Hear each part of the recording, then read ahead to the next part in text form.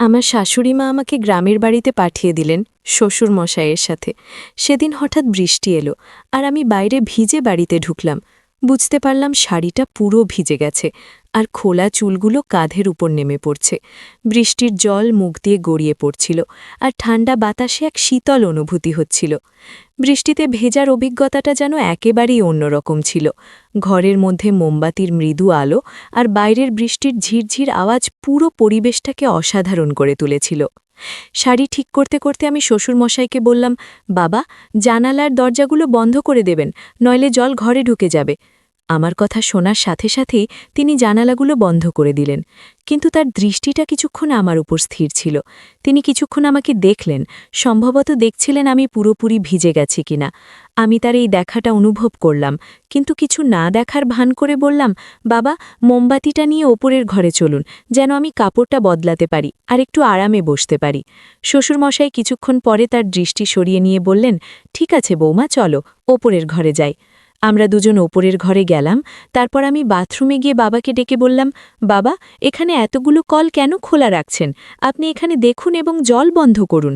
বাবুজি বাথরুমে এসে নলগুলো বন্ধ করতে লাগলেন। ঠিক তখনই আমার পা হঠাৎ ফসকে গেল, আর বাবুজি আমাকে তক্ষুনি ধরে ফেললেন। আমার মনে তখন বেশ অস্বস্তি হচ্ছিল, কিন্তু আমরা দ্রুত পরিস্থিতি সামলে নিলাম। শ্বশুরমশাই আমাকে বাথরুমে। বন্ধুরা, আজকের গল্পটি আরও স্পেশাল, কেউ মিস করো না, এবং দয়া করে গল্পগুলো ভালো লাগলে ভিডিওটি লাইক, শেয়ার এবং চ্যানেলটি সাবস্ক্রাইব করো প্লিজ। যাই হোক, এমন সময় আমার শাশুড়ি মার ফোন এলো। আমি আগে থেকেই বুঝতে পারছিলাম যে কিছু একটা গুরুত্বপূর্ণ কথা হবে, কারণ তিনি সাধারণত তেমন কোনো কারণ ছাড়া এত তাড়াতাড়ি আমাকে ফোন করেন না।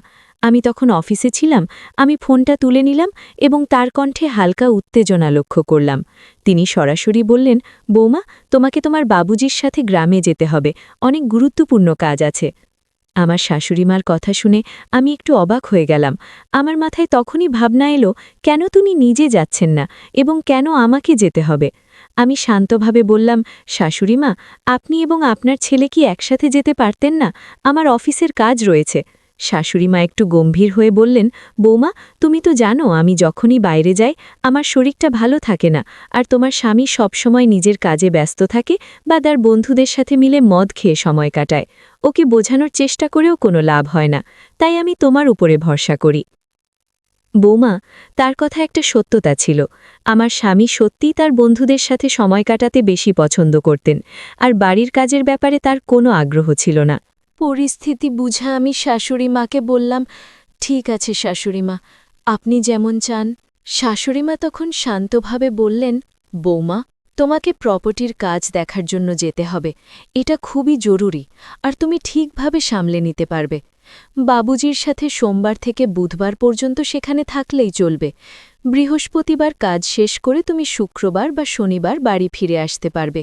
আমি তাকে আশ্বস্ত করে বললাম, ঠিক আছে শাশুড়িমা, আপনি চিন্তা করবেন না, আমি বাবুজির সাথে চলে যাব। আমি দ্রুত সিদ্ধান্ত নিলাম এবং ভাবতে লাগলাম যে গ্রামের বাড়িতে যাওয়া আমার জন্য একটি নতুন অভিজ্ঞতা হতে পারে। আসলে অনেক দিন ধরেই আমি বাড়ি আর অফিসের কাজের মধ্যে আটকে ছিলাম, তাই একটা বিরতির প্রয়োজন অনুভব করছিলাম। শাশুড়িমা ঠিকই বলেছিলেন, গ্রামের বাড়িটা বেশ বড় এবং সুন্দর ছিল। হয়তো এই পরিবর্তন আমার জন্য একটু নতুনত্ব নিয়ে আসবে। তো বন্ধুরা, এবার আমি আপনাদের আমার বাবুজির ব্যাপারে বলি, মানে আমার শ্বশুরমশাইয়ের ব্যাপারে। আমার শ্বশুরমশাইয়ের বয়স প্রায় ৭০ বছর হবে, কিন্তু এই বয়সেও তিনি বেশ শক্ত সমর্থক এবং পরিশ্রমী। আমাদের ব্যবসার শুরু থেকেই ভালোই চলেছে, তাই আমাদের পরিবারে কোনো কিছুর অভাব নেই। আমাদের বাড়িতে গাড়ি, চাকর বাকর এবং বড় একটা গ্রামের বাড়ির ছবি আছে। আমার একটা মেয়ে আছে, তবে সে টেস্ট টিউব পদ্ধতির মাধ্যমে জন্মেছে। হ্যাঁ, আমার মেয়ে আমার স্বামীর মাধ্যমে জন্মায়নি, কারণ আমার স্বামীর সেই সক্ষমতা নেই। এই সত্যটি কেবল আমি এবং আমার শ্বশুর মশাই জানেন। বাড়ির অন্য কেউ, এমনকি আমার শাশুড়ি মাও এ ব্যাপারে কিছু জানেন না। যখন শাশুড়িমা আমাকে গ্রামের বাড়িতে যেতে বলেছিলেন, আমি ভেতর থেকে একটু খুশি হয়েছিলাম। সেদিন রাতেই আমি পরের দিন গ্রামের বাড়িতে যাওয়ার প্রস্তুতি নিতে শুরু করলাম। এরপর আমি আমার শ্বশুর মশাইয়ের ঘরে গেলাম। আমাদের বাড়িতে সবসময় একটি নিয়ম ছিল যে মহিলারা বাড়ির ভেতর মাথায় শাড়ির আঁচল রাখবে। আমাদের বাড়ির নিয়ম ছিল যে কোনো পুরুষের সামনে মাথার আঁচল ছাড়া থাকা ঠিক নয়। হ্যাঁ, আমি নিজেকে এক সংস্কারী বৌমা হিসাবে গর্ব করি। আমি তখন আমার শ্বশুরমশাইয়ের ঘরে প্রবেশ করলাম, কিন্তু দেখলাম তিনি তখন বই পড়ছেন। আমি বললাম, বাবুজি, বইটা বেশিক্ষণ পড়বেন না, কাল আমাদের খুব সকালে গ্রামের বাড়ি রওনা দিতে হবে। আপনি তো নিজেই আমাকে এটা বলেছিলেন। আমি শ্বশুরমশাইয়ের ব্যাগেও কিছু প্রয়োজনীয় জিনিস রেখেছিলাম, তবে তখন লক্ষ্য করলাম তার মনোযোগ অন্য কোথাও ছিল। তিনি বিয়ের দিকে না তাকিয়ে অন্যদিকে দেখছিলেন। একটা বিষয় বলা হয়নি, আমার নাম প্রিয়া। আমি একজন সাধারণ কিন্তু আত্মবিশ্বাসী নারী, যে একটি সুশীল পরিবার থেকে এসেছে। আমার বয়স ৩০ বছর, উচ্চতা ৫ ফুট ২ ইঞ্চি এবং আমি একটু স্বাস্থ্যবান। আমার গায়ের রং ভরসা। আমি যখন শাড়ি পরি সেটা অনেকটা একটা মডেল বিপাশা বসুর স্টাইলে পরি, আর প্রায় লোকের দৃষ্টি আমার দিকে আটকে যায়। আমি এসব বলছি যাতে আপনি আমার কল্পনা করতে পারেন এবং আমার গল্প পড়ার সময় আমার চেহারা আপনার মনে স্পষ্টভাবে ফুটে ওঠে। আমি একজন সাধারণ মেয়ে, যে পরিবার আর সমাজের নিয়মের মধ্যেই জীবনযাপন করছি। কিন্তু এবার গল্পে কিছু একটা আলাদা ঘটেছে, এমন কিছু যা আমার জীবনে এক নতুন মোড় নিয়ে এসেছে, যা আমি কখনো স্বপ্নেও ভাবতে পারি না। আমরা দুপুরের পর একটু দেরিতে রওনা হলাম। আমরা গাড়িতে যাচ্ছিলাম আর আমার শ্বশুরমশাই গাড়ি চালাচ্ছিলেন। ট্রাফিকের কারণে আমরা সন্ধে ৭টার দিকে গ্রামে পৌঁছালাম। সেখানে আমাদের একটি ছোট্ট সুন্দর বাড়ি আছে, যা একটি ছোট পাহাড়ের উপরে অবস্থিত। যদিও পাহাড়ে অবস্থিত, গাড়ি সহজেই সেখানে যেতে পারে। বাড়িটি একতলা, চারপাশে সুন্দর পাহাড় আর ঠান্ডা বাতাস বইছিল। আমাদের কিছু আত্মীয় সেখানে ছিল, তাই তারা আমাদের রাতের খাবারের জন্য আমন্ত্রণ জানিয়েছিল। সেখানে আমাদের বাড়ির দেখাশোনা করার জন্য সুনীল নামের একজন কর্মচারীও ছিল, কিন্তু তার বাড়ির কোনো একজনের শরীর খারাপ হওয়ায় সে পরদিন সকালে বাড়ি ফিরতে চাইছিল, আর শ্বশুরমশাই তাকে গ্রামের বাড়িতে যাওয়ার অনুমতি দিয়েছিলেন। বাইরে তখন বৃষ্টি হচ্ছিল, আর আমরা আত্মীয়ের বাড়িতে রাতের খাবার খেতে গেলাম। আমরা খাওয়া দাওয়া সব আয়োজন সেখানেই করেছিলাম। কিছুক্ষণের মধ্যেই আমার বড় শাশুড়িমা এলেন এবং আমাদের মধ্যে কিছু পারিবারিক আলোচনা হলো, যা সাধারণত পরিবারে হয়ে থাকে। সেই রাতে বড় শাশুড়িমা আমাদের বাড়িতেই থেকেছিলেন। আমার শ্বশুরমশাই এবং বড় শাশুড়িমায়ের স্বামী একসাথে বসে তাদের বাড়িতে মদ্যপান করছিলেন, এবং এভাবেই আমাদের রাত কেটে গেল। সোমবার এভাবেই শেষ হল। পরের দিন মঙ্গলবার শ্বশুরমশাই তার কাজে বেরিয়ে গেলেন, আর আমি বড় শাশুড়িমায়ের সাথে ছিলাম। সেই রাতে আমরা বড় শাশুড়িমায়ের বাড়িতে রাতের খাবার খেলাম, এবং আমার শ্বশুরমশাই আবারও বড় শাশুড়িমায়ের স্বামীর সাথে বসে মদ্যপান করছিলেন। আমার শ্বশুরমশাইও মদ্যপান করেন, তবে তিনি আমার স্বামীর মতো অতিরিক্ত পান করেন না। কিছুক্ষণ পর শ্বশুরমশাই বললেন, বোমা, আমি বাংলোর দিকে যাচ্ছি। বড় শাশুড়িমা বললেন, আপনি যান, আমাদের আরও কিছু কথা আছে। কিছু সময় পরে আমি বড় শাশুড়িমায়ের বাড়ি থেকে বেরিয়ে এলাম। তখন বাইরে প্রবল বৃষ্টি হচ্ছিল, তাই বড় শাশুড়িমা আমাদের একটি ছাতা দিলেন এবং আমি বাড়ি ফিরে এলাম। বাড়িতে এসে দেখলাম শ্বশুরমশাই আবারও মদ্যপান করতে করতে টিভি দেখছেন। আমাদের বাড়িটি ছিল বেশ বড় একটি বাংলো, কিন্তু আমি সেটিকে বাড়ি বলতেই বেশি ভালোবাসতাম। নিচে ছিল একটি বড় হল রুম এবং ওপরে কয়েকটি ঘর। ছাতাটি ছিল ছোট, আর যখন বৃষ্টিতে ভিজে আমি ঘরে ঢুকলাম তখন অনুভব করলাম আমার শাড়িটি পুরোপুরি ভিজে গেছে। আমার খোলা চুলগুলি কাঁধের উপর নেমে এসেছিল, আর সেগুলোতে এখনও বৃষ্টির জল ঝরছিল। ঠান্ডা বাতাসের জন্য হালকা শীত লাগছিল। বৃষ্টিতে ভেজার অনুভবই একেবারেই আলাদা ছিল। ঘরের ভেতরে মোমবাতির হালকা আলো এবং বাইরের প্রবল বৃষ্টির শব্দ পরিবেশটিকে আরও বিশেষ করে তুলেছিল। আমি আমার শাড়ির আঁচল ঠিক করতে করতে শ্বশুরমশাইকে বললাম, বাবুজি, জানালা এবং দরজা বন্ধ করে দিন, না হলে জল ভিতরে চলে আসবে। আমার কথা শুনে তিনি সাথে সাথে জানালাগুলি বন্ধ করে দিলেন, তবে কিছুক্ষণ ধরে তার দৃষ্টি আমার দিকে স্থির। তিনি আমার দিকে তাকিয়েছিলেন, যেন দেখার চেষ্টা করছিলেন আমি সম্পূর্ণ ভিজে গিয়েছি কিনা। তার সেই নজর আমার একটু অস্বস্তি লাগল। আমি সেটাকে উপেক্ষা করে বললাম, বাবুজি, মোমবাতি নিয়ে ওপরের ঘরে চলুন, যাতে আমি কাপড় পরিবর্তন করে একটু বিশ্রাম নিতে পারি। কিছুক্ষণ পরে শ্বশুরমশাই তার দৃষ্টি সরিয়ে নিলেন এবং সম্মতি জানিয়ে বললেন, ঠিক আছে বৌমা, চল ওপরে যাই। আমি এবং শ্বশুরমশাই ওপরের ঘরে চলে গেলাম। এরপর আমি বাথরুমে ঢুকে বললাম, বাবুজি, এখানে এতগুলো পানির ট্যাপ কেন খোলা আছে? আপনি একটু দেখুন এবং এগুলো বন্ধ করে দিন, না হলে এভাবে পানিগুলো অপচয় হচ্ছে। শ্বশুরমশাই বাথরুমে এলেন এবং ট্যাপগুলো বন্ধ করতে শুরু করলেন, কিন্তু হঠাৎ করেই শাওয়ার চালু হয়ে গেল আর আমি আবারও ভিজে গেলাম। আমি তখন নীল শাড়ি পরেছিলাম আর মাথায় আঁচলটাও ছিল। দেখলাম শ্বশুরমশাই নির্বঝে আমার দিকে তাকিয়ে আছেন, যেন ভয় আছেন আমি কিছু বলি কিনা। বৃষ্টির জন্য আমার শাড়িটি পুরোপুরি ভিজে গিয়েছিল আর তিনি আমার দিকে এক দৃষ্টিতে তাকিয়েছিলেন। একদিন এরকমই হয়েছিল। আমার শ্বশুরমশাই প্রায়ই বন্ধুদের সাথে বাইরে ঘুরতে যেতেন। তার সিগারেট খাওয়ার অভ্যাসও ছিল। একদিন সকালে আমি দোকানে গিয়েছিলাম, তখনও বৃষ্টি হচ্ছিল। আমি যথারীতি মাথায় শাড়ির আঁচল নিয়ে বেরিয়েছিলাম। আমি খুবই পরম্পরাগত মানসিকতার। বুক ছাতা নিয়ে দেখলাম শ্বশুরমশাই রাস্তার পাশে দাঁড়িয়ে আছেন। আমি ছাতাটি তার দিকে বাড়িয়ে দিলাম, কিন্তু দেখলাম তিনি আমার দিকে এক দৃষ্টিতে তাকিয়ে আছেন। তার চোখ যেন আমার দিক থেকে সরতেই চাইছিল না। মনে হচ্ছিল আমাকে তিনি কিছু বলতে চান। বাড়ি ফিরে এসে আয়নায় তাকিয়ে দেখি শাড়ির সামনের অংশ কিছুটা ভিজে গিয়েছে, যা আমার চেহারায় আলাদা একটা সৌন্দর্য এনে দিয়েছে। শাড়িটি শরীরের সাথে লেগে থাকায় নিজেকে একটু অন্যভাবে দেখলাম। পিছনের দিকটাও কিছুটা ভিজে গেছে, সেটা খেয়াল করলাম। এরপর আমি কিছু দরকারি জিনিস নিয়ে ঘরের কাজ করতে শুরু করলাম। আমি কাজ করতে করতে ভাবছিলাম, এটা বেশ মজার বিষয় যে এমন একটা পরিস্থিতিতে নিজেকে খুঁজে পাচ্ছি। তাই ইচ্ছে করে শ্বশুরমশাইয়ের সামনে দিয়ে আশাওয়া করছিলাম। ঝাড়ু দেওয়ার সময় নিচু হয়ে কাজ করতে হতো আর আমি আমার উপস্থিতি তার নজরে আনতে চেষ্টা করতাম। শ্বশুরমশাইও মাঝে মাঝে তাকিয়ে দেখতেন আর কিছুটা হাসি মুখে তার অভিব্যক্তি লক্ষ্য করতাম। আবার কিছুক্ষণ পর শ্বশুরমশাই ঘরে ফিরে এলেন।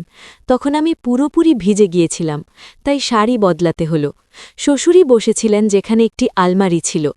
আমি আলমারি খুলে আরেকটি লাল শাড়ি বের করলাম। ঘরের পাশে আরেকটি ছোট কক্ষ ছিল যেখানে আমি শাড়ি বদলাতে গেলাম। শ্বশুরমশাই তখন বারান্দায় বসে বিশ্রাম নিচ্ছিলেন। দরজাটা সামান্য খোলা রেখেছিলাম, কারণ ঘরে একটু বাতাস আসার দরকার ছিল। আমি শাড়ি বদলাতে শুরু করলাম আর শাড়ির ভাঁজ খুলতে খুলতে চুরির হালকা আওয়াজ হচ্ছিল। শ্বশুরমশাইও বাইরে বসেছিলেন, তবে তার উপস্থিতি তেমন গুরুত্ব দিচ্ছিলাম না। আমার শাড়ি বদলানোর সময় আমি পুরোপুরি নিজের কাজে মনোযোগ দিচ্ছিলাম। যদিও ঘরের পরিবেশে একটা অন্যরকম মৃদু অস্বস্তি টের পাচ্ছিলাম, কিন্তু এটিকে খুব সাধারণভাবে নিলাম এবং কাজ চালিয়ে গেলাম। আমি লক্ষ্য করছিলাম বাবুজি তখন বারান্দায় বসে বিশ্রাম নিচ্ছিলেন। আমি বুঝতে পারছিলাম যে তিনি আমার কিছু কাজ খেয়াল করছিলেন। তিনি ধুতিটা কিছুটা ঠিকঠাক করছিলেন। ঘরটি কিছুটা অন্ধকার ছিল, তবে মোমবাতির নরম আলো ঘরের পরিবেশকে একটু আলাদা করে তুলেছিল। আমি ধীরে ধীরে শাড়ি বদলাতে শুরু করলাম। যদিও শাড়ি পুরো শরীরকে সহজেই ঢেকে নিতে পারে, আমার মনে হচ্ছিল এটি যথাযথভাবে জড়িয়ে নিতে সময় লাগছে। আমার আর বাবুজির মধ্যে বেশ কিছুটা দূরত্ব ছিল, প্রায় 12-15 ফুট। তিনি সোফায় বসে বাইরে তাকিয়েছিলেন এবং আমি আমার কাজ নিয়ে ব্যস্ত ছিলাম। আমি আমার চপ্পলের বোতাম খোলার চেষ্টা করছিলাম, যা বেশ শক্ত হওয়ায় খুলতে কিছুটা সময় লাগছিল। অবশেষে অনেক চেষ্টা করে বোতামটা খুলতে পেরেছি। বাবুজি তখন ধুতিটা একটু ঠিক করছিলেন এবং তার সামান্য নড়াচড়া ঘরের অন্ধকারের মধ্যেও আমি দেখতে পাচ্ছিলাম। আমি চপ্পলের শেষ বোতামটা খুলে একটু অন্যদিকে ঘুরলাম। হয়তো তিনি তখন চারপাশের সব কিছু ভালোভাবে লক্ষ্য করতে পারছিলেন, কারণ রাত তখন প্রায় 1টা। আমি বাবুজির দিকে একটু বেশি ঘুরে গিয়েছিলাম। শাড়ি বদলানোর সময় আমার চুরির শব্দ ঘরে প্রতিধ্বনিত হচ্ছিল। শাড়ি পাল্টাতে পাল্টাতে আমি বললাম, বাবুজি, আজ আপনার দিন কেমন কাটল? আজ তো অনেক কাজের মধ্যে ছিলেন, মনে হয় ক্লান্ত হয়ে পড়েছেন। বাবুজি ধুতির কিছুটা ঠিকঠাক করতে করতে বললেন, হ্যাঁ বৌমা, আজ কাজ অনেক ছিল, কিন্তু আমি ক্লান্ত নয়। এই গ্রামের বাতাসে যেন প্রাণ ভরে দেওয়া যায়। আমি ইতিমধ্যেই আমার শাড়ি পরছিলাম এবং এরপর ধীরে ধীরে বাকি জামা গুছিয়ে নিচ্ছিলাম। সেই সময় আমি বাবুজির সঙ্গে কথোপকথন চালিয়ে যাচ্ছিলাম। ঘরে বিদ্যুৎ ছিল না, তাই আমি একটা মোমবাতি জ্বালিয়েছিলাম, যার আলোতে বাবুজির মুখটা ঠিকভাবে দেখা যাচ্ছিল না। আমি বাবুজিকে বললাম, বাবুজি, মা আর কাকাকে নিয়ে খুব খুব চিন্তায় আছি। বাবুজি বললেন, বৌমা, তোমার চিন্তা করার কিছু নেই। আমি বললাম, বাবুজি, গত রাতের মতো আজও বারান্দায় শুইতে যাবেন না। বাইরে আজ অনেক বাতাস আর ঠান্ডা। আমাদের বিছানাটা বড়, আমার সঙ্গে বিছানাতেই শুয়ে পড়বেন। আমার কথা শুনে তিনি চুপ থাকলেন, কিছু বললেন না। আমি আবার শাড়ি পরতে শুরু করলাম। মনোযোগ দিয়ে শাড়ির শেষ অংশটা ঠিক করে নিলাম। ঘুরে দাঁড়িয়ে নিজেকে সামলে নিলাম। তারপর হালকা হাসি দিয়ে বাবুজিকে জিজ্ঞেস করলাম, বাবুজি, আমার শাড়ি কেমন লাগছে? বাবুজি একটু অবাক হয়ে তাকালেন। আমি আবার বললাম, বাবুজি, নতুন শাড়িতে কেমন লাগছে? এরপর আমি বারান্দার দিকে হাঁটতে শুরু করলাম। বাবুজি তখনও সোফায় বসেছিলেন।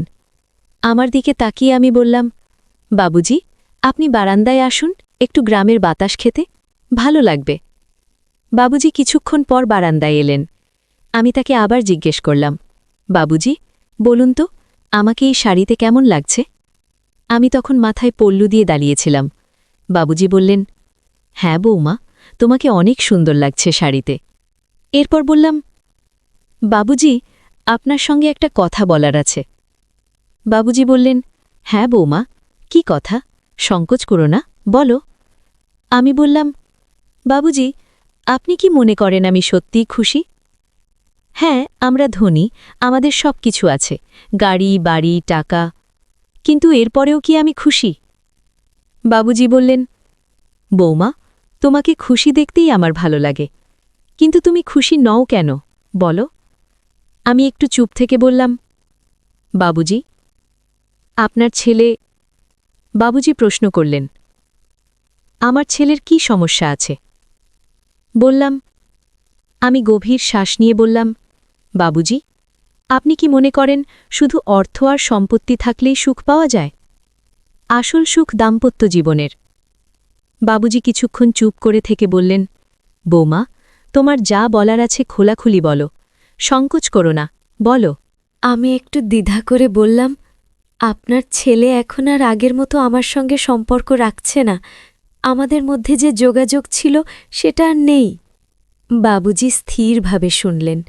আমি বললাম, আমি জানি বাবুজি, আপনার জীবনেও হয়তো অনেক চাপ আছে, আপনার নিজের জীবনের দায়িত্বগুলো কম নয়।